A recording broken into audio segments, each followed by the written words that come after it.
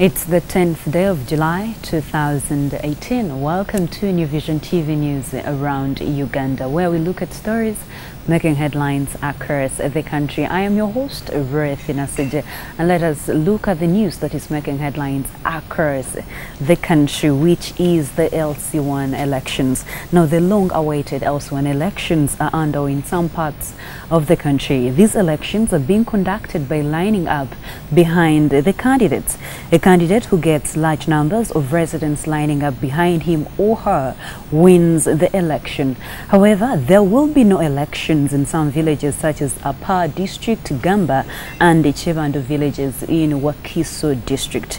Jotham Talimwa, the EC spokesperson, says in Apa, the village is degazetted since it falls in Zoka Forest Reserve, while in the villages of Ganda and Chevando, one of the candidates died mysteriously over the weekend. According to the Electoral Commission statistics, there are 60,800 LC1 villages, 8,386 parishes, and 1,671 sub-counties, 296 constituencies, and 122 districts in Uganda.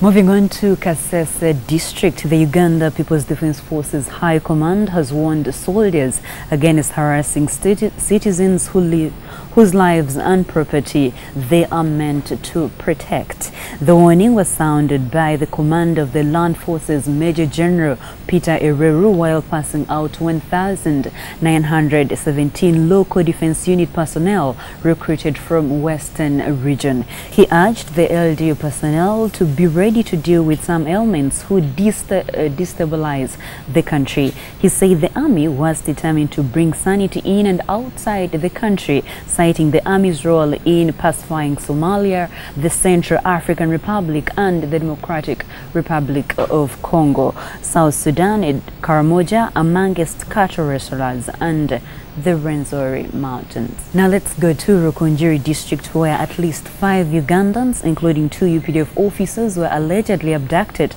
by Congolese who were fishing on Lake Edward in Bwambara sub-county Rukungiri district.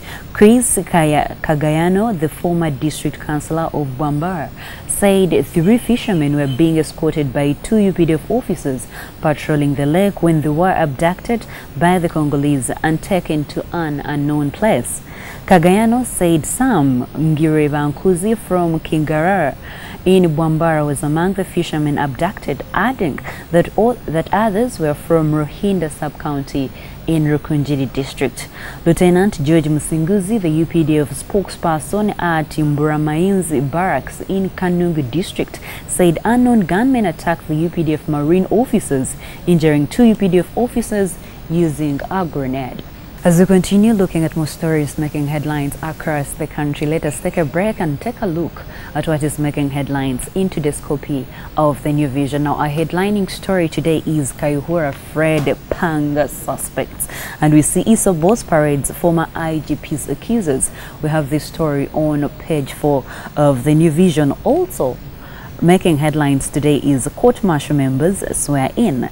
We see Lieutenant General Andrew Guti here holding a Bible and taking the oath. More in the New Vision, we have MTN criminals raided our data center. We also have this story on page 4 of the New Vision. And then tight security for LC polls, and government owes Mengo 172 billion shillings. Those are some of the stories making headlines on the front page of the New Vision. Now, inside the New Vision, we have Ugandans to elect LC1 chairpersons today. The story is right here. And also, EC calls of Ganda village elections scraps Apa electoral area. The stories are right here on what is really happening today and the situations across the country. So grab your copy of the New Vision and read these details. Then we see UCU awards first PhDs at 19th graduation, and then government to recruit extension workers. Stories that you should read. Also another story here from Ethiopia. We see Ethiopia, Eritrea to end strife. Will that happen according to the meeting that happened in the weekend? the New Vision has the story for you. Okay, so every Tuesday we have a pullout, which is the oil and gas journal. The oil and gas journal says Uganda's oil sector and performance. Get to know what is happening in the sector when you buy your copy of the New Vision. More in the oil and gas, we see compensation, Hoima women push to be included, and also assessing performance of Uganda's oil sector. Okay, that is the story here, the big story of the pullout. Yeah, also in the New Vision, we have the new era. As I always tell you, the new era comes out every month. The new era is about the Chinese relationship with Uganda. So we have the some of the stories making headlines in the new era today. We see Entebbe Expressway giving Uganda wings to economic boom and also driving Uganda to Vision 2040. Okay, more stories you should read. Fun at Dragon Boat Festival. And then taking China to greater heights. Those are most of the stories you should read when you buy your copy of the New Vision. Moving on, Her Vision also comes out every Tuesday, and Her Vision says new drug to save more mothers in childbirth. Then we see 3 children at 18 years. When did she start giving birth? The story is right here in the New Vision. Okay, moving on to the sports docket. As I tell you every day, the sports docket is your World Cup paper. We give you whatever is happening in Russia, and then we have a headline which says Iron Prize. The story is right here. Fred Kawesi is also in Russia. He's bringing us headlines, headlining stories from the World Cup from there. And then England ride on set pieces, how they size up, and basically top actor Praskovia. Those are some of the stories you should read in detail when you buy your copy of the New Vision. More stories that haven't highlighted, but they are right here in the New Vision. Remember, the copy of the New Vision is only 2,000 shillings, and we are proudly the leading daily. Let's continue looking at some of the stories making headlines across the country. Let's go to Dokolo district, where police have arrested Paul Okello, who is suspected to have murdered his wife Katie Atto, a teacher at Iga Primary School.